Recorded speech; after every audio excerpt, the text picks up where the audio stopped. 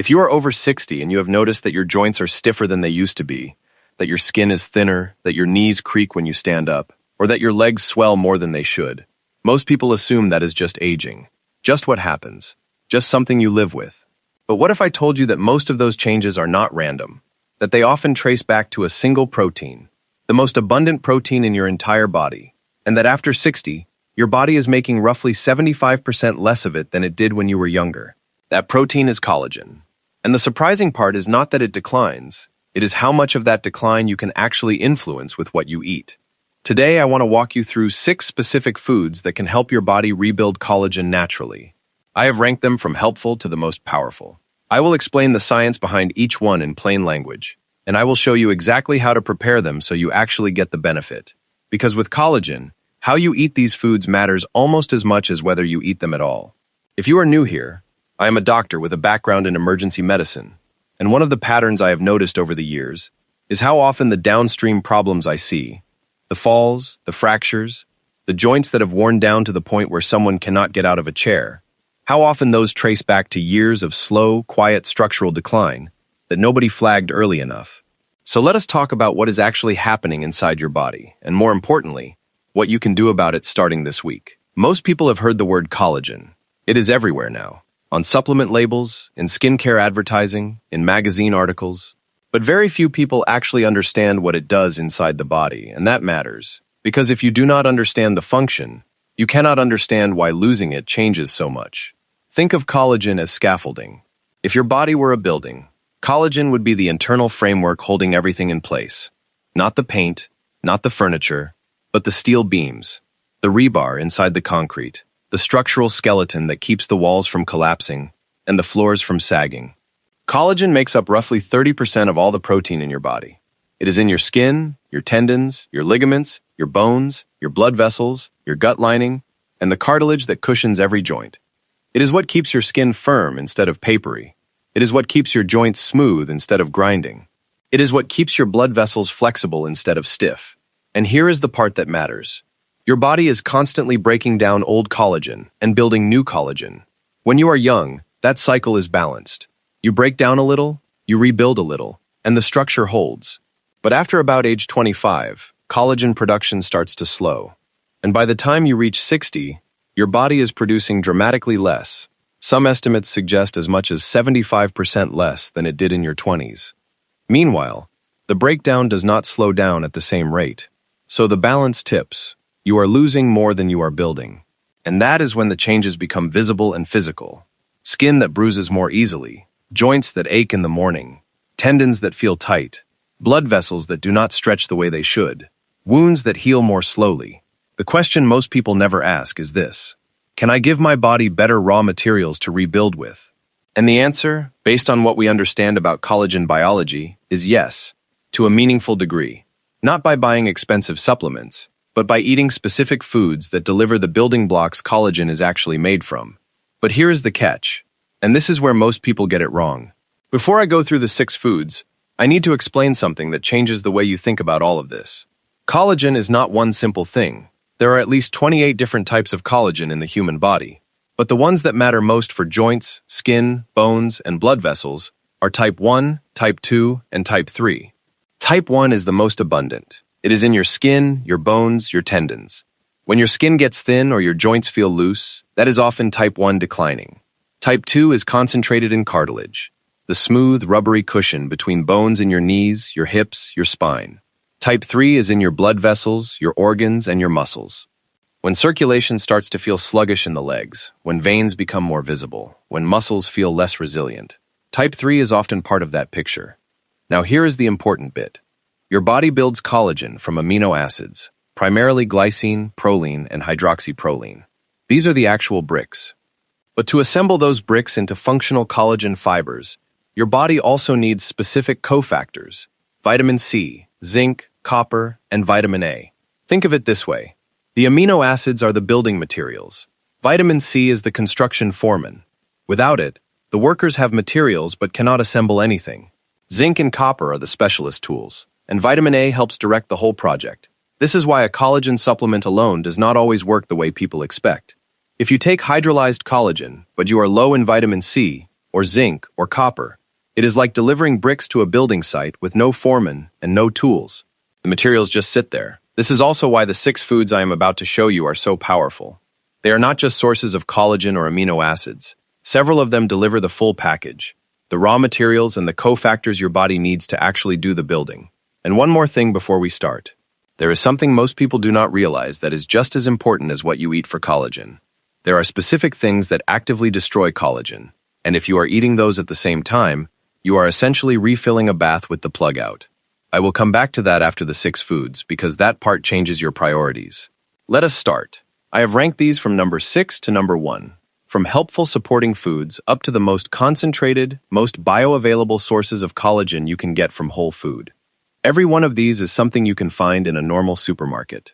Number 6 is papaya. And the reason papaya is on this list might surprise you. Because papaya does not actually contain collagen itself. What it does is something arguably just as important.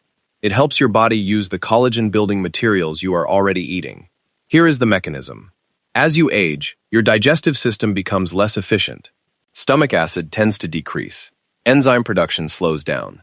And that means even if you are eating protein-rich foods, your body may not be breaking them down efficiently enough to extract the specific amino acids it needs for collagen synthesis.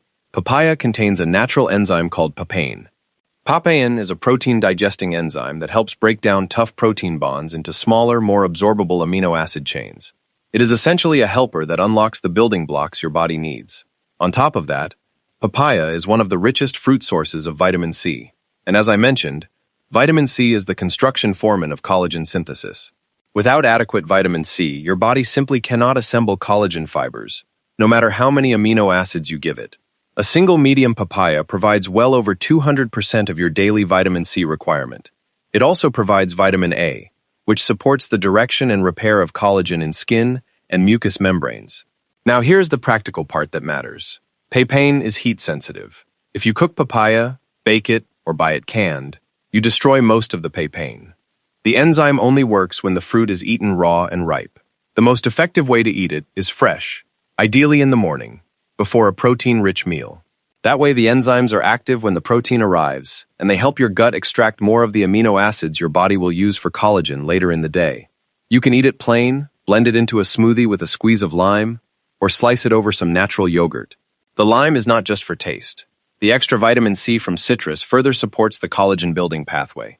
I know some of you might be thinking, it is just fruit, how much difference can it really make? And on its own, papaya is not going to dramatically change your collagen levels. But when you combine it with the other foods on this list, the ones that deliver the actual collagen and amino acids, papaya acts as a multiplier. It makes everything else work better. That is why it earns its place. And that brings us to number 5, which is a food that delivers something papaya cannot. Number 5 is sardines. And before you skip ahead, let me explain why sardines are so unusually powerful for collagen. Because it is not just about the fish itself, it is about how you eat them. Most fish you buy comes as a fillet, the muscle meat, with skin and bones removed. And the muscle meat of fish does contain some amino acids, but it is not particularly rich in collagen. The collagen in fish is concentrated in the skin, the bones, the connective tissue, and the cartilage around the spine. Now here is the key. When you eat sardines, you eat the entire fish, skin, bones, connective tissue, and all. That means you are eating a direct, natural source of marine collagen, primarily type 1 and type 3. Type 1, as I mentioned, is the most important type for skin firmness, tendon strength, and bone density. Type 3 is the type that supports your blood vessels and your circulatory system. And that second point matters more than most people realize. One of the things I see frequently, particularly in people over 60, is poor circulation in the lower legs, swelling around the ankles, a feeling of heaviness, visible veins, numbness, tingling, and sometimes that deep cramping in the calves that wakes you at night. A lot of people assume that is just circulation, or just aging. But a significant part of that picture often traces back to the integrity of the blood vessel walls themselves, how elastic they are, how well they stretch and contract, how well they hold fluid where it belongs. And blood vessel integrity depends heavily on collagen, and a related protein called elastin. When type 3 collagen declines, blood vessels become stiffer, less flexible, and more prone to leaking fluid into surrounding tissue. That is when you see the swelling. Sardines provide the collagen itself, but they also deliver omega-3 fatty acids, which help reduce chronic low-grade inflammation. And inflammation, it turns out, is one of the things that accelerates collagen breakdown. So sardines work on both sides of the equation. They supply the building material, and they help protect the building material you already have. Practically speaking, the key is to eat sardines with the skin and bones intact. Do not remove them. That is where the collagen lives. You can eat them on whole grain toast, tossed into a salad with some lemon and olive oil, or stirred into a tomato-based sauce with pasta. If the taste or the texture bothers you, and I understand it does for some people, try soaking them in lemon juice for a few minutes before eating. It softens the flavor and cuts the fishiness. Choose sardines packed in olive oil rather than vegetable or sunflower oil. The olive oil supports the collagen, while some vegetable oils can promote inflammation, which is the opposite of what you want. Aim for 2 to 3 portions per week. That is a realistic, sustainable amount that gives your body a consistent supply of the raw materials it needs. And now we get to number 4, which is a food most people have been throwing away for decades. Number 4 is chicken skin, and I suspect some of you just paused. For years, decades really, people were told to remove the skin from chicken before eating it. Peel it off, throw it away. It is just fat. It is bad for your cholesterol. It is unhealthy. And here is where I want to challenge that, because what most people do not realize is that chicken skin is one of the single richest natural sources of type 1 collagen available in everyday food. Not exotic food, not expensive food. The part of the chicken most people discard. Type 1 collagen, remember, is the type that is most critical for skin structure, joint support, tendon resilience, and bone strength. And it is the type that declines most steeply after 60. Chicken skin also contains elastin, which gives tissues their ability to stretch and bounce back, and compounds called glycosaminoglycans, which are molecules that help connective tissue hold onto water. This means chicken skin supports not just the structure of your joints and skin, but the hydration of those tissues. And hydration is a bigger factor in joint comfort and skin integrity than most people appreciate. Now, here is the nuance, and this is important. How you prepare chicken skin makes an enormous difference to whether it helps or harms you. Deep frying creates compounds called advanced glycation end products. I will explain those in a moment. These are molecules that actually damage collagen. They cross-link the collagen fibers, making them stiff and brittle. So fried chicken skin can do more harm than good. Baked, roasted, or slow-cooked chicken skin, at moderate temperatures, preserves the collagen and delivers it in a form your body can use. One of the best methods is to make your own chicken stock. If you take a whole chicken carcass, with skin still on, and simmer it gently in water for several hours, the collagen slowly dissolves into the liquid. You get a broth that, when cooled in the fridge, turns into a soft jelly. That jelly is collagen. It is one of the most bioavailable ways to consume it. You can freeze that stock in ice cube trays and drop a cube or two into soups, stews, rice dishes, or just warm a mug of it in the morning. It becomes an effortless, consistent way to deliver collagen to your body without thinking about it. Now, I know some of you are thinking about cholesterol, and it is a fair concern. The reality is that for most people, moderate consumption of chicken skin, baked, not fried, a few times a week, does not create the cardiovascular risk people were warned about in the 1990s. The relationship between dietary fat and blood cholesterol is more nuanced than the old blanket advice suggested. But if you have specific lipid concerns, this is worth discussing with your own doctor in the context of your full blood work. The point is not to ignore the concern. The point is not to throw away one of the best collagen sources in your kitchen based on outdated advice. Do not discard the part of the chicken that delivers the most collagen. Use it, cook it properly, and let it work. And that brings me to number 3, which is the single most complete collagen support food most people actively avoid. Number 3 is liver, and I can almost hear some of you pulling a face. Liver has a reputation problem. A lot of people grew up being told to eat it, hated the taste, and decided never to touch it again. Other people were warned that liver is too high in vitamin A, or too rich or unhealthy. And some of that caution has a kernel of truth, but it is far more nuanced than the blanket avoidance most people practice. Here is why liver deserves its place at number 3. Collagen is not just built from collagen. Your body does not simply eat collagen, absorb it whole, and slot it into place. It breaks collagen down into amino acids, glycine, proline, hydroxyproline, and then reassembles those amino acids into new collagen using a complex manufacturing process. And that process requires specific cofactors. The 4 most important are vitamin A, copper, zinc, and glycine. Liver, whether beef liver or chicken liver, ideally from grass-fed or pasture-raised animals, delivers all four of those in a single food. There is essentially no other common food that provides the full cofactor package this efficiently. Vitamin A directs collagen repair in skin and mucosal tissues. Copper activates the enzyme lysyl oxidase, which cross-links collagen fibers into their final, strong form. Zinc supports the enzymes that make new collagen. And glycine is one of the 3 core amino acids collagen is actually made of. Without these cofactors, you can eat all the collagen-rich food you want, and your body still will not build efficiently. It is like having bricks, cement, and steel on a building site, but no electricians, no plumbers, and no project manager. The materials are there, the assembly team is not. This is what makes liver so different from everything else on this list. It does not just add to the collagen supply chain, it completes the collagen supply chain. Now, practically, you do not need a lot. 1 to 2 ounces per week. That is roughly the size of your thumb, once a week, is enough to meaningfully support collagen synthesis. You do not need to eat a large steak-sized portion. In fact, you probably should not, because liver is extremely nutrient-dense, and more is not necessarily better. If the taste bothers you, and I understand it does, here are 3 low-friction options. First, blend a small amount of cooked liver into a soup, stew, or bolognese sauce. The other flavors mask it almost completely. Second, make or buy liver pâté and spread a thin layer on toast with a squeeze of lemon juice. The citrus cuts the richness and, as a bonus, the vitamin C from the lemon further supports collagen synthesis. Third, some people freeze small portions of raw liver and grate them into dishes while cooking. You cannot taste it, but your body still gets the benefit.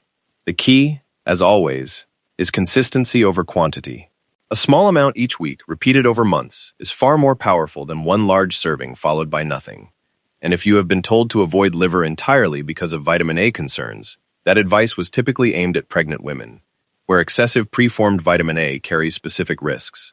For most adults over 60, moderate liver consumption is not only safe, but genuinely valuable. But again, if you are unsure, discuss it with your own doctor in the context of your own health profile. That leads us to number 2, and this one is so simple that people often underestimate how effective it is. Number 2 is plain, unflavored gelatin. And the reason I have ranked it this high is that gelatin is, quite literally, cooked collagen. When animal connective tissue, skin, bones, tendons, cartilage, is cooked slowly in water, the collagen breaks down into a substance we call gelatin.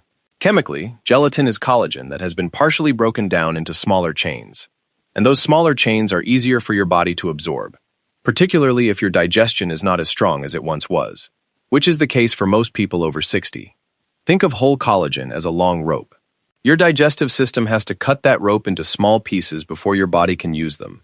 Gelatin is like the same rope, already cut into shorter lengths. Your body still needs to process it, but the job is easier.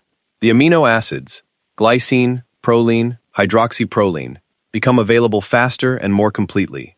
These 3 amino acids make up close to half of collagen's total structure. And the simple truth is, most people over 60 are not eating enough of them, because modern Western diets have moved away from the foods that traditionally supplied them.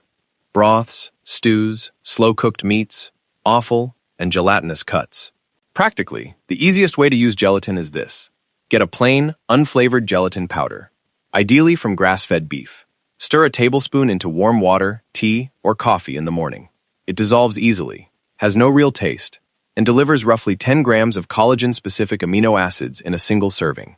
You can also use it to make simple homemade fruit gels. Dissolve gelatin in warm water, mix in some fresh berry juice, let it set in the fridge. That gives you a light, protein-rich snack that your body can use directly for collagen repair. What you want to avoid is the brightly colored, flavored gelatin desserts you see on shop shelves. Those typically contain artificial colors, sweeteners, and other additives that can interfere with collagen synthesis and increase inflammation. The benefit comes from the gelatin itself, not the packaging around it. One practical tip: gelatin sets when cool and dissolves when warm. That is what makes it useful in cooking. But it also means that if you put it in cold liquid, it clumps. Always dissolve it in warm or hot liquid first, then let it cool if you want it to set. A daily gelatin habit, 10 to 15 grams, is one of the lowest friction, most accessible ways to provide your body with a direct, concentrated supply of the amino acids collagen is built from. It is not glamorous, it is not expensive, but it works quietly and consistently, and that is exactly what your body needs. And now we get to number 1, the single most powerful, most complete whole food source of collagen you can make in your own kitchen. Number 1 is bone broth. And there is a reason I have put this at the top, even though it requires more effort than any of the other 5 foods. Bone broth, when made properly, is not just a source of collagen. It is a delivery system. A well-made bone broth contains type 1, type 2, and type 3 collagen, meaning it covers skin, bones, tendons, cartilage, blood vessels, and organs simultaneously. It also contains gelatin, glucosamine, chondroitin, hyaluronic acid, glycine, proline, calcium, magnesium, and phosphorus. Think of it this way. If gelatin is the pre-cut building blocks, bone broth is the complete repair kit, blocks, mortar, specialist components, and instructions, all in one pot. The reason this matters so much for people over 60 is that collagen decline does not happen in just one place. It happens everywhere at once. Joints, skin, gut, blood vessels, bones. A food that supports multiple types of collagen simultaneously is more useful than a food that only targets one. Now, the critical part is how you make it, and this is where most store-bought versions fall short. A real bone broth needs 3 things: bones with joints and cartilage still attached, low and slow cooking for 18 to 24 hours, and a splash of something acidic, apple cider vinegar or lemon juice, added at the start. The acid is important. It helps draw minerals and collagen out of the bones into the liquid. Without it, you get a weaker, thinner broth with less of the good stuff dissolved into it. Use grass-fed beef bones or free-range chicken carcasses, the kind with the knuckles, the joint cartilage, the feet if you can get them. Those parts are where collagen is most concentrated. Bring the water to a gentle simmer, not a rolling boil. This is a detail that matters more than people think. Boiling too hard breaks down some of the delicate amino acid chains and can make the broth cloudy and less nutritious. A low, patient simmer is what draws the collagen out gradually and keeps it intact. After 18 to 24 hours, strain the broth and let it cool. If you have done it well, something remarkable happens in the fridge. The broth sets into a soft, jelly-like consistency. That jelly is collagen. It is the visual proof that your broth is packed with exactly what your body needs. You can drink it warm. A mug in the morning on an empty stomach is ideal, because the amino acids are absorbed most efficiently when there is less competing for your digestive system's attention. Or you can use it as a base for soups, stews, and sauces. Freeze it in portions, so you always have some ready. The difference between homemade bone broth and the shelf-stable versions in supermarkets is significant. Many commercial broths are made quickly at high temperatures, diluted with water, and filled with salt, flavorings, and preservatives. They may taste like broth, but they do not deliver collagen the way a slow-simmered, properly made version does. I realize this takes time. Not everyone will make broth every week, and that is completely fine. If you get nothing else from this video, get this. Bone broth is the gold standard for food-based collagen support, but any of the other 5 foods on this list will help. You do not need to do everything. You need to start with one thing and be consistent. Now, before I give you the final framework, I need to cover the other side of this, because it is just as important, and most people have no idea it is happening. There are specific things that actively break down the collagen you already have. And if you are eating collagen-rich foods on one hand while consuming these on the other, you are working against yourself. You are refilling a bath with the plug out. The single biggest dietary collagen destroyer is excess sugar. And the mechanism is worth understanding, because it changes how you think about what sugar actually does to your body, beyond weight gain and blood sugar levels. When sugar circulates in your blood at high levels, especially after large spikes from refined carbohydrates, soft drinks, and sweets, it reacts chemically with proteins, including collagen. This process is called glycation. The end products of that reaction are called advanced glycation end products, or AGEs. Here is the simple version. Imagine the scaffolding inside your body, the collagen network that holds everything in place. Now imagine that scaffolding slowly getting rusty. The joints between the beams, which should be flexible and smooth, become rigid and welded shut. The whole structure becomes stiff, brittle, and unable to flex under stress. That is what sugar does to collagen. It cross-links the fibers, making them stiff instead of supple. It accelerates the aging of your skin, your blood vessels, your joints, not by depleting collagen directly, but by making the collagen you have dysfunctional. This is one of the reasons why people with chronically high blood sugar, even levels that are borderline and not yet diagnosed as diabetes, often show accelerated skin aging, joint stiffness, and vascular problems. The sugar is quietly damaging their collagen from the inside. And what makes this particularly dangerous is that it happens slowly, without pain, without symptoms, over years and decades. The practical takeaway is straightforward. You do not need to eliminate sugar completely, but reducing added sugar, the sugar in processed foods, soft drinks, sweet snacks, and white bread, meaningfully slows collagen destruction. It protects the investment you are making by eating the 6 foods I have just described. Other collagen destroyers worth being aware of? Excessive sun exposure damages collagen in the skin through UV-driven oxidative stress. Chronic psychological stress raises cortisol, which directly suppresses collagen synthesis. Smoking introduces toxins that attack the cells responsible for making collagen. And heavy alcohol consumption interferes with the absorption of the cofactors, zinc, vitamin C, vitamin A, that your body needs to assemble collagen. The point is not to create a list of things you cannot do. The point is to understand the balance. You want to be adding more than you are losing. Eating collagen-building foods while reducing the things that tear collagen apart shifts that balance in your favor. And even a modest shift, less sugar, fewer processed snacks, 1 or 2 collagen-rich foods added consistently, can compound over weeks and months into something your body genuinely feels. Now, I know that is a lot of information.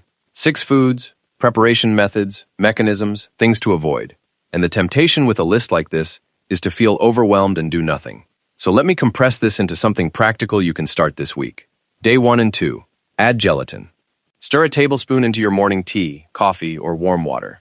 That is 5 minutes. No cooking required. You are giving your body a direct supply of the amino acids it uses to build collagen. Day 3. Eat sardines with a salad for lunch. Whole fish, bones and skin included. Drizzle with olive oil and lemon. You are delivering marine collagen and anti-inflammatory omega-3s in one meal. Day 4 and 5. Make a batch of chicken stock from a leftover carcass. Simmer it slowly. Use it as a base for meals through the rest of the week. You are extracting type 1 collagen into a form your body absorbs easily. Day 6. Try a small amount of liver. Blend it into a sauce, spread on toast as pâté, or grated frozen into a dish. Thumb-sized is enough. You are completing the cofactor chain so your body can actually assemble the collagen. Day 7. Eat fresh papaya. Raw, ripe, first thing in the morning, ideally before a protein-rich meal. You are priming your digestive enzymes and flooding your system with vitamin C. The following week, repeat. Adjust based on what you find easiest to sustain. You do not need all 6. Pick 2 or 3 that fit your life and stay with them. The goal is not perfection. The goal is giving your body a consistent supply of collagen-building materials where it previously had none. And here is something I want you to try alongside this. For the next 2 weeks, pay attention to your joints in the morning. Are they stiff? How long does the stiffness last before it eases? Notice your skin. Does it feel drier, thinner, less elastic when you press on it? Notice your legs. Do they feel heavy by the evening? Is there swelling around the ankles? Write it down. Nothing complicated. Just a line or 2 each morning. After 2 weeks of consistently eating 2 or 3 of these foods, look at what you wrote. Many people notice subtle improvements, slightly less morning stiffness, skin that feels slightly more resilient, legs that feel a bit lighter by the end of the day. The changes are rarely dramatic overnight, but they accumulate, and when they do, they are real. Let me bring this all together. Your body's most abundant structural protein, collagen, declines significantly after 60. That decline shows up as joint stiffness, thinning skin, slower wound healing, weaker blood vessels, less cushioned cartilage, and legs that swell or ache more than they should. Most people assume this is just aging. Some of it is, but a meaningful portion of it is driven by a shortage of the raw materials and cofactors your body needs to keep rebuilding collagen, and by dietary habits that quietly destroy the collagen you already have. The 6 foods, from supporting to most powerful. Number 6. Papaya delivers vitamin C and digestive enzymes that help your body absorb and use collagen-building amino acids more efficiently. Eat it raw, ripe, ideally in the morning. Number 5. Sardines. Whole fish that delivers marine collagen types 1 and 3, supporting skin, joints, and blood vessel integrity. Also provides anti-inflammatory omega-3s that protect existing collagen. Eat them with the bones and skin. Number 4. Chicken skin. One of the richest natural sources of type 1 collagen. Bake or slow cook it. Do not deep fry. Use it to make homemade stock that gels in the fridge. Number 3. Liver. The most complete collagen cofactor food. Delivers vitamin A, copper, zinc, and glycine, the full assembly team your body needs to actually build new collagen.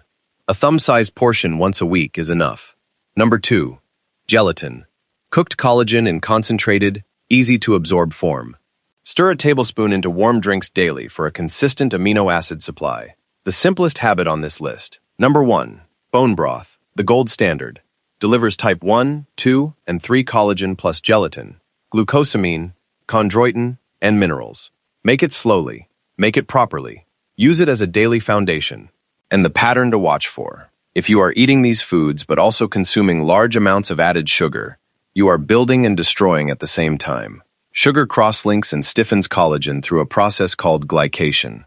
Reducing added sugar protects the collagen these foods are helping you rebuild. If you remember one thing from this video, remember this: not expensive and not complicated. They are the foods your grandparents probably ate without thinking about it. Here is what I would suggest you do next.